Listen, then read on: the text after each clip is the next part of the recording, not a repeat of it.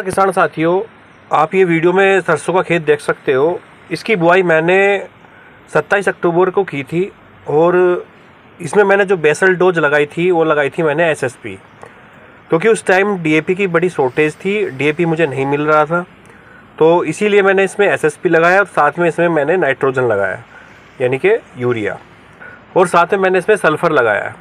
दोस्तों, एसएसपी का मतलब है सिंगल सुपर फास्फेट, और इसमें अगर मैं फास्फोरस की बात करूं तो इसमें 16 से 20% फास्फोरस होता है और 11% इसमें सल्फ़र होता है और 21% इसमें कैल्शियम होता है।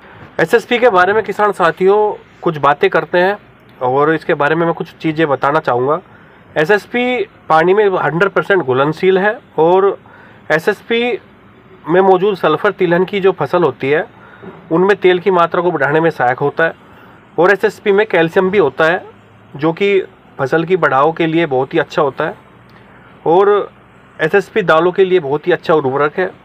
एसएसपी का जो पीएच लेवल होता है वो 1 से लेके 1.5 तक होता है, और जब भी हम फसल की बुआई करते हैं एसएसपी के साथ तो हमें यूरिया ज़रूर लेना चाहिए, तभी ये बहुत ही अच्छा कारगर होता है और इसकी पावर बढ़ती है और बहुत ही अच्छा रिजल्ट देता है।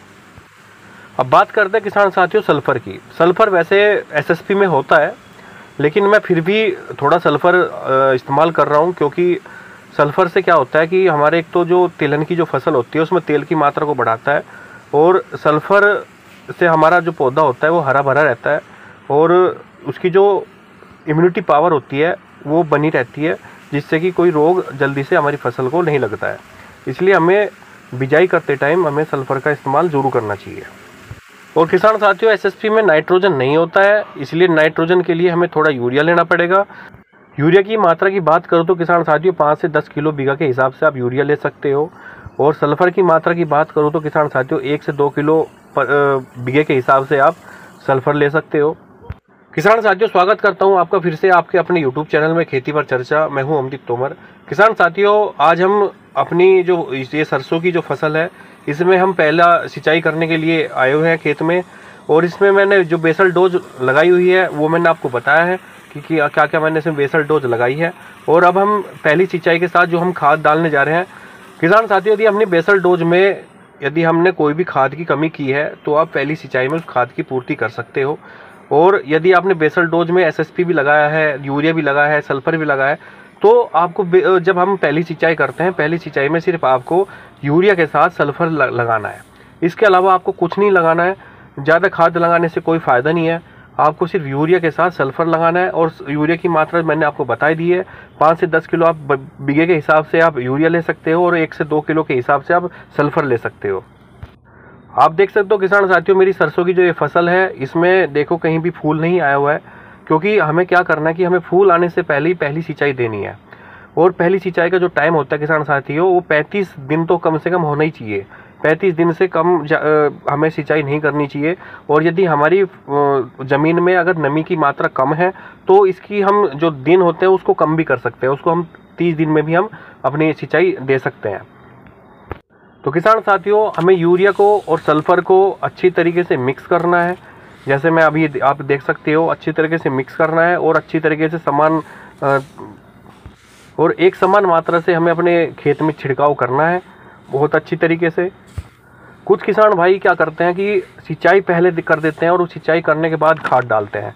वो तरीका किसान साथियों बहुत ही गलत है, क्योंकि उसमें क्या होता है जो हमारा यूरिया और जो हमारा जो सल्फ़र होता है उसकी जो पोषक तत्व होता है वो हमारे फसल की जड़ तक नहीं पहुंच पाते हैं।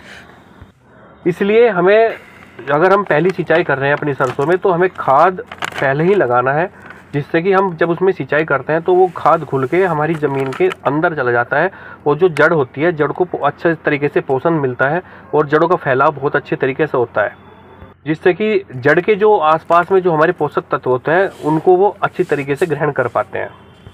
किसान साथियों, उसके बाद हमें क्या करना है, जब हमारी सरसों के फसल में सिंचाई के बाद पैर टिकने लग जाए खेत में, तो हमें एनपीके की स्प्रे करनी है।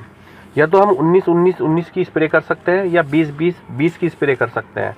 उससे बहुत ही बेहतरीन रिजल्ट मिलेगा किसान साथियों। और हमारा जो सरसों का खेत है उसमें बहुत अच्छे तरीके से ब्रांचेस निकलेगी और फली बहुत अच्छी तरीके से बनेगी, मोटी फली बनेगी और पैदावार बहुत अच्छी तरीके से होगी और उत्पादन बहुत ही शानदार निकलेगा किसान साथियों।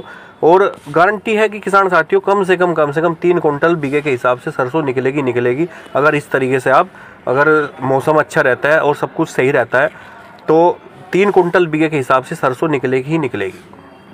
तो किसान भाइयों, आशा करता हूँ मेरी दी हुई जानकारी से आप संतुष्ट होंगे। वीडियो को लाइक कीजिए, शेयर कीजिए दूसरे किसान भाइयों के साथ। और सरसों की फसल को लेके या गेहूं की फसल को लेके या गन्ने की फसल को लेके कोई भी क्वेश्चन हो तो आप कमेंट बॉक्स में आप डाल सकते हो।